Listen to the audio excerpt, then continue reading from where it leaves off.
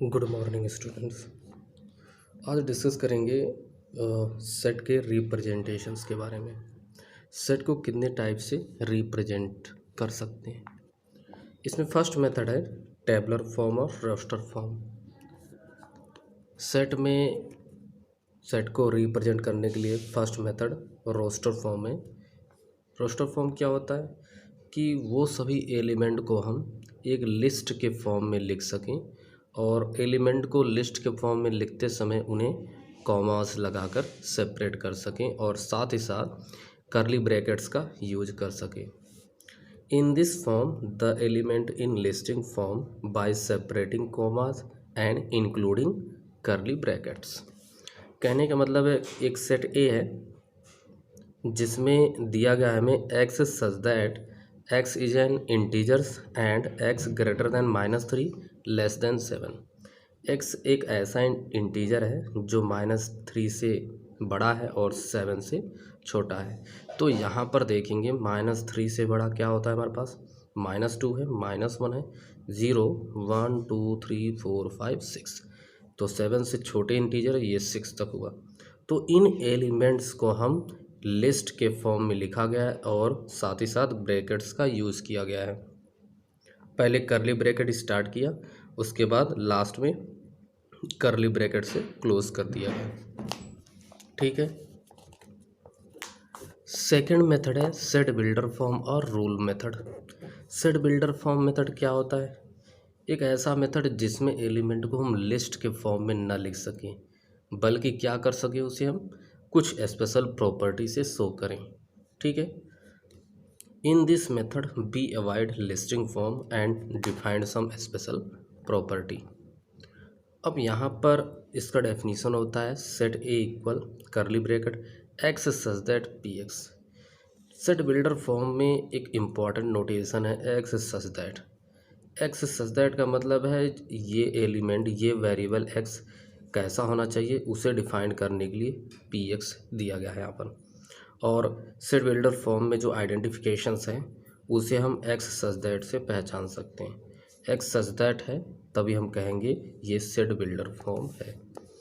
Example के लिए मैं बता रहा हूँ तुम्हें, एनसीईआरटी के एक्सरसाइज 1.1 का क्वेश्चन नंबर 4 का फर्स्ट है एलिमेंट दिया गया है 3 6 9 12।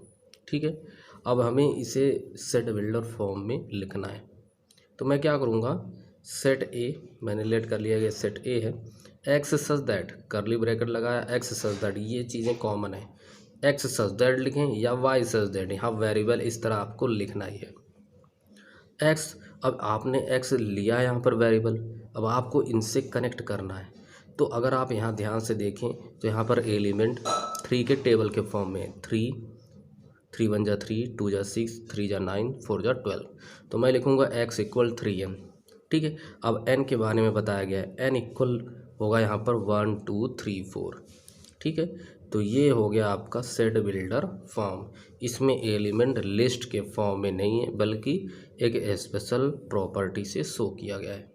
और साथ ही साथ सेट बिल्डर मेथड में एक्स सच दैट ऐसा सिंबल कहीं पर आता है तो समझिए वहाँ पर क्या है, सेट बिल्डर मेथड का यूज हुआ है। सेकंड एग्जांपल देखते हैं इसमें, फोर्थ का क्वेश्चन नंबर 4 का सेकंड है 2 4 8 16 32। ये एलिमेंट इसे हमें सेट बिल्डर मेथड में लिखना है। तो अगर हम ध्यान से देखें तो ये है क्या, ये एक्चुअल में 2 के पावर हैं, 2 के पावर 1 2 के पावर 2 2 के पावर 3 2 के पावर 4 2 के पावर 5। तो मैं स्टार्ट करूँगा A equal curly bracket x such that, आपको लिखना है ये कॉमन चीज़ें हैं। अब एक्स इक्वल, अब यहाँ पर पैटर्न्स में अप्लाई करें, ये 2 की पावर है तो यहाँ लिखेंगे 2 की पावर n। अब n क्या होना चाहिए हमारे पास, n की वैल्यू आप 1 2 3 4 5 रख सकते हैं। तो लिखेंगे x इक्वल 2 की power n and n equal 1 से लेकर 5। This is the method of set builder form. आइए एक्सरसाइज 1.1 के कुछ क्वेश्चंस डिस्कस करें। यहाँ पर है क्वेश्चन नंबर 3। ठीक है। थर्ड का सेकंड है जिसमें हमें क्वेश्चन नंबर 3 का सेकंड है जिसमें हमें रोस्टर फॉर्म में शो करना है। ये एग्जांपल दिया गया है x such that x is natural number less than 6। इसे हमें रोस्टर फॉर्म में, रोस्टर फॉर्म का मतलब है लिस्ट के फॉर्म में लिखना है। तो क्या कहा गया है, x is natural number, x एक नेचुरल नंबर है, लेस देन 6, ये 6 से छोटा है। इसका मतलब हमें लिखना है 6 से छोटे नेचुरल नंबर। 6 से छोटा है 5, 4, 3, 2, 1। इस तरह ये लिस्ट के फॉर्म में लिखा गया है। थर्ड का 5th क्वेश्चन है, लेटर से रिलेटेड है। दिया गया है ट्रिग्नोमेट्री, ट्रिग्नोमेट्री में लेटर का सेट लिखना है। तो मैं आपको एक इम्पॉर्टेंट प्रॉपर्टी इसमें बताऊं, सेट में रिपीटेशन अलाउड नहीं है।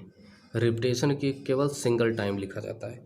तो यहाँ पर ट्रिग्नोमेट्री में 2 टी हैं, 2 आर हैं, सिंगल आई है, यहाँ पर सिंगल जी है, यहाँ पर 2 ओ हैं, एन एम ई वाई।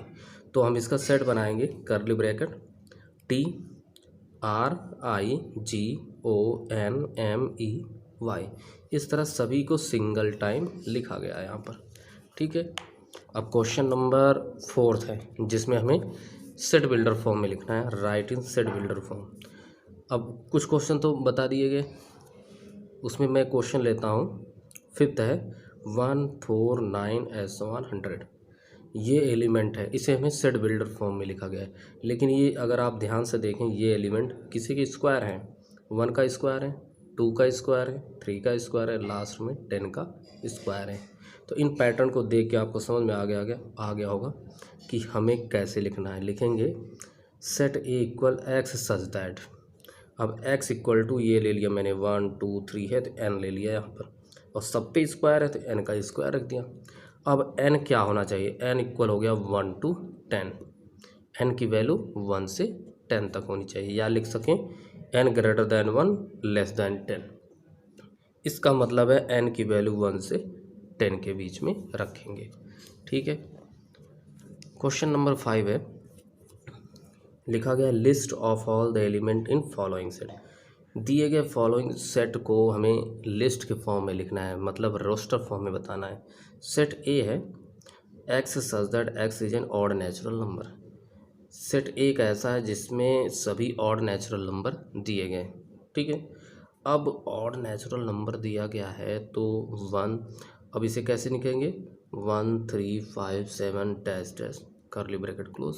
ठीक है, सेकेंड एग्जाम्पल है B, x such that x is an integer, और क्या कहा गया, x greater than -1/2 less than 9/2। इसमें इस तरीके का अरेंजमेंट है कि एक्स एक इंटीजर हमारा, उसकी वैल्यू -1/2 से बड़ी और 9/2 से छोटी। अच्छा, एक बार हम देखें, -1/2 होता है -0.5 और लेस दैन 9/2 4.5। एक्स की वैल्यू -0.5 से बड़ी, तो -0.5 से बड़ी होती है यहाँ पर 0, और 4.5 से छोटी मतलब 4। 4.5 के पहले तो इंटीजर हमारे पास आता है, वो है 4। तो 0 से लेकर 4 तक के इंटीजर्स लिखना है, 0 1 2 3 4। एक लास्ट क्वेश्चन देख लेते हैं इसी में से, कौन सा है, 5th का 3rd है। एक सेट दिया गया है x such that x is an integer x square less than equal 4। ठीक है, यहाँ पर एक्स एक इंटीजर है। कैसा इंटीजर है वो, कि अगर उसका स्क्वायर कर दें तो या तो वो 4 से छोटा हो जाए या 4 के इक्वल हो जाए। तो हमारे पास यहाँ पर ऑप्शन है, अगर हम यहाँ पर पॉजिटिव रखते हैं 1 और 2, 1 का स्क्वायर रखा तो 1 आएगा, 2 रखा तो 2 का स्क्वायर 4, ये 4 के इक्वल होगा। तो इसमें कहा गया जो भी वैल्यू रखे या तो वो 4 से छोटा हो या तो वो 4 से इक्वल हो। ठीक है, तो 1 और 2 रखा मैंने। अब यहाँ पर माइनस तो ऑटोमेटिक होगा, क्यों, क्योंकि स्क्वायर है, स्क्वायर करने पर वो पॉजिटिव बनेगा। -1 और -2 भी हो गया और 1 और 2 हो गया। लेकिन एक क्वांटिटी है, एक एलिमेंट है 0, 0 का स्क्वायर किया 0 हुआ, 0 हमेशा 4 से छोटा होगा, तो इसलिए यह भी एलिमेंट इसका होगा।